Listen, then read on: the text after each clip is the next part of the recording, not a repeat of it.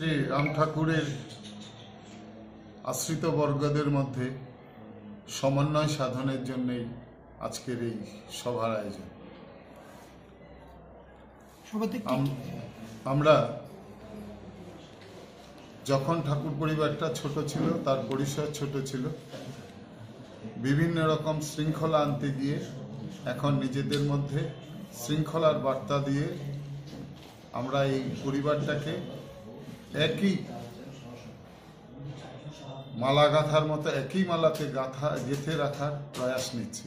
সারা ত্রিপুরা রাজ্যের ৭৪টি মঠ মন্দির আমাদের এই শ্রী শ্রী কৈবল্য ধামের অনুসারী হিসাবে আমাদের সঙ্গে আছেন এবং আজকে এই ত্রিপুরা রাজ্যেরটাকে সঠিকভাবে ঠাকুরের মতাদর্শ, ঠাকুরের দর্শন তত্ত্বকে মান্যতা দিয়ে পরিচালনা করার জন্য আমরা এই ৭৪টা মঠ মন্দিরকে ৪টি বিভাগীয় ভাগে ৮টা ডিস্ট্রিক্টে ৪টা বিভাগীয় কমিটি করেছি। সেই ৪টা বিভাগীয় কমিটি থেকে একটি সেন্ট্রাল কমিটি তৈরি করে গেছেন আমাদের বর্তমান মহান্ত মহারাজ শ্রীমৎ কালীপদ ভট্টাচার্য, যিনি পাহাড়তলি কৈবল্য ধামের ৭ম এবং বর্তমান মহান্ত মহারাজ।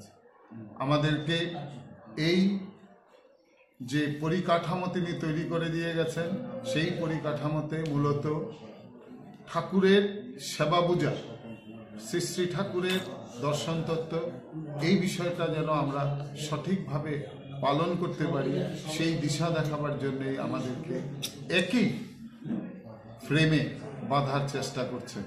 সেটা নিয়ে গত ২৮শে সেপ্টেম্বর আগরতলায় বনমালীপুর স্থিত শ্রী শ্রী রাম ঠাকুর সেবা মন্দিরে একটি কেন্দ্রীয় কমিটি গঠন করে সেই কেন্দ্রীয় কমিটির উপর তিনি ভার দিয়ে গেছেন সারা ত্রিপুরা রাজ্যে শ্রী শ্রী রাম ঠাকুরের আশ্রিত বর্গের যে মঠ মন্দির আছে সেগুলি যেন সুচারুভাবে পরিচালিত হয়, সমস্ত সামাজিক দায়বদ্ধতা এবং পরিবেশকে রক্ষা করে যেন মঠ মন্দিরগুলি পরিচালিত হয় ঠাকুরের মতাদর্শে, সেই উদ্দেশ্যে নিয়ে আজকের এই সভা। এই সভায় উপস্থিত হয়েছেন ত্রিপুরা রাজ্যের মোট ৭৪টা মঠ মন্দিরের অভিভাবকবৃন্দ। জয় রাম, জয় গোবিন্দ। স্বপন কুমার বণিক, সম্পাদক শ্রী শ্রী রাম ঠাকুর সেবা মন্দির বনমালীপুর।